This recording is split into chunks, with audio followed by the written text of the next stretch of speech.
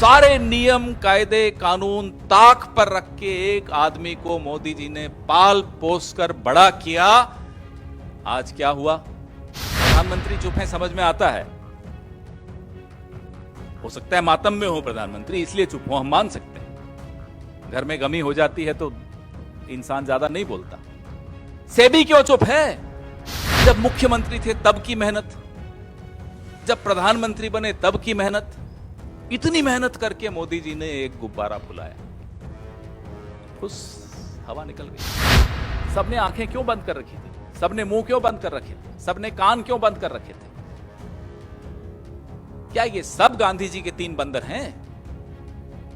न बुरा देखेंगे न सुनेंगे। कर्जा भी आपने लिया तो 30% सरकारी बैंकों से लिया, 8% निजी बैंकों से।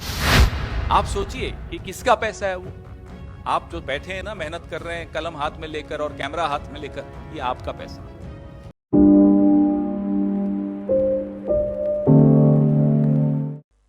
भंवरे ने खिलाया फूल, फूल को ले गया हिंडनबर्ग। 20 साल की मेहनत मोदी जी की, जब मुख्यमंत्री थे तब की मेहनत, जब प्रधानमंत्री बने तब की मेहनत, इतनी मेहनत करके मोदी जी ने एक गुब्बारा फुलाया, फुस हवा निकल गई। सारे नियम कायदे कानून ताक पर रख के एक आदमी को मोदी जी ने पाल पोस कर बड़ा किया। आज क्या हुआ? ये मोदी जी और अडानी जी के बीच का मामला होता तो हमारे को क्या आपत्ति थी? हम भी चुप रहते, आप भी चुप रहते। अब तो आप भी नहीं चुप रह सकते, हम भी नहीं चुप रह सकते, क्योंकि ये मामला अब एक एक भारतवासी के पसीने से कमाई धनराशि जो अब खतरे में पड़ गई है एलआईसी के माध्यम से, यह मामला वहां तक जा पहुंचा है, हमारी आपकी जेब तक जा पहुंचा। एलआईसी की विज्ञापन तो हम बचपन में वो भी सुनते हुए आते थे, जिंदगी के साथ भी जिंदगी के बाद भी। अब उसका भी टैगलाइन बदलनी पड़ेगी। जिंदगी के साथ थी, अब अडानी जी के साथ है। यह एलआईसी की हालत। और पीएम प्राइम मेंटोर, अडानी जी के प्राइम मेंटोर हैं प्रधानमंत्री जी। चुप, एकदम चुप। एक शब्द नहीं सुनाई देगा आपको प्रधानमंत्री के मुंह से।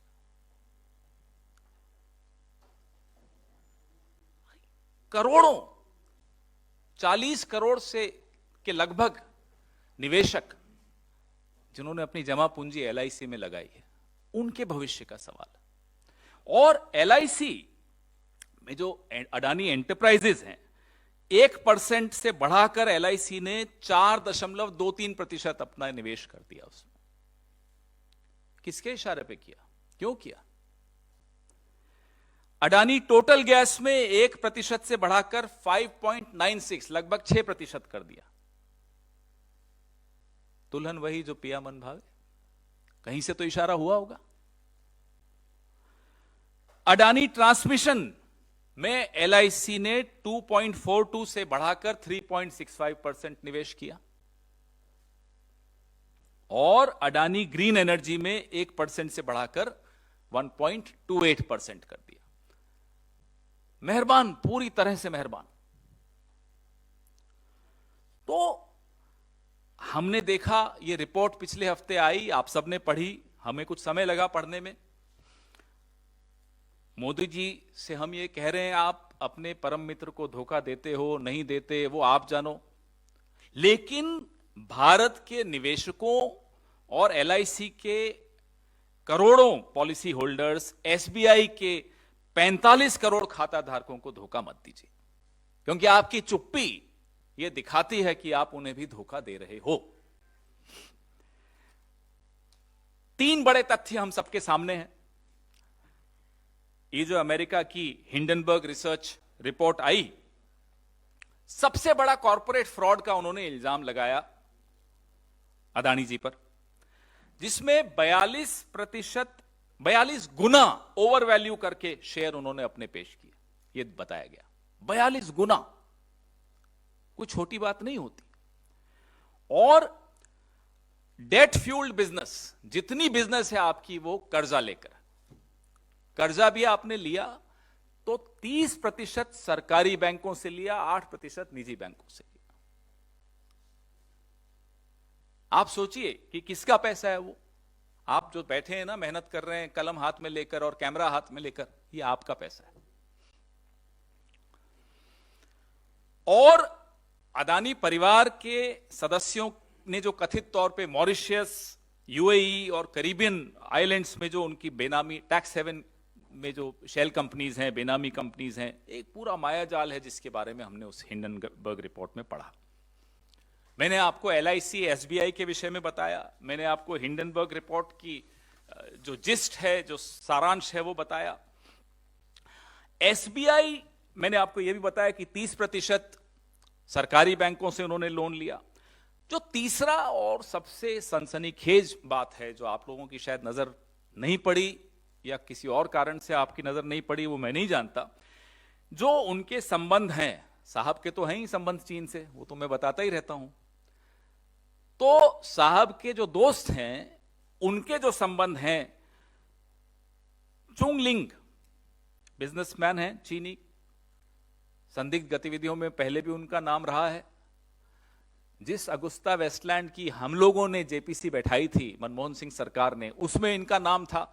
हमारे नेताओं के नाम तो जबरदस्ती लिखवाना चाह रहे थे इन्वेस्टिगेशन के दौरान। जिसका नाम है वो तो घर में ही अपने दोस्त के पार्टनर हैं। आप सोचिए, याद होगा आपको, SG सुषेन गुप्ता दिखाया जा रहा था, नहीं नहीं तो सोनिया जी का नाम है जी, जबरदस्ती नाम लिखवाया जा रहा था हमारे नेताओं का। जिसका नाम है वो है चांग चुंग लिंग, गुडामी इंटरनेशनल, और वो आपके गौतम भाई के पार्टनर हैं। एक ही एड्रेस है सिंगापुर में जहां से ये ऑपरेट करते हैं। आप बताइए ये क्या रिश्ता है, जहां चीन की चीनी भी मिल गई। बड़ा मीठा रिश्ता है। अब आज सिटी ग्रुप ने अडानी सिक्योरिटीज को मार्जिन ऋणों के लिए अब वो स्वीकार करना, उन बॉन्ड्स को बंद कर दिया। कल क्रेडिट स्विस ने बंद कर दिया था। सेबी चुप है, सेबी नहीं बोल रहा। यह भी हैरानी की बात है। प्रधानमंत्री चुप है, समझ में आता है, हो सकता है मातम में हो प्रधानमंत्री, इसलिए चुप हो, हम मान सकते हैं। घर में गमी हो जाती है तो इंसान ज्यादा नहीं बोलता। सेबी क्यों चुप है? सुना आरबीआई बहुत कम, धीरे धीरे आवाज में कुछ बोलना शुरू किया है आरबीआई ने, लेकिन सेबी एकदम मुंह पे टेप लगा हुआ है, बंद। कारण तो हम इन करोड़ों निवेशकों, खाता धारकों, पॉलिसी धारकों की आवाज बनकर आपके सामने आए हैं। हमारा यह फर्ज है कि उनको हम आवाज दें। वो आज चिंता में है और चिंता उनकी जायज है। हम 3 मांगे कर रहे हैं कि सुप्रीम कोर्ट के मुख्य न्यायाधीश की देखरेख में एक निष्पक्ष जांच हो, जिसकी रिपोर्ट दिन प्रतिदिन, एवरी डे, डेली रिपोर्ट साझा किया जाए, सार्वजनिक की जाए। हमारी दूसरी मांग है कि हिंडनबर्ग रिसर्च रिपोर्ट की विस्तार से जांच हो और एक संयुक्त संसदीय समिति जेपीसी का गठन हो।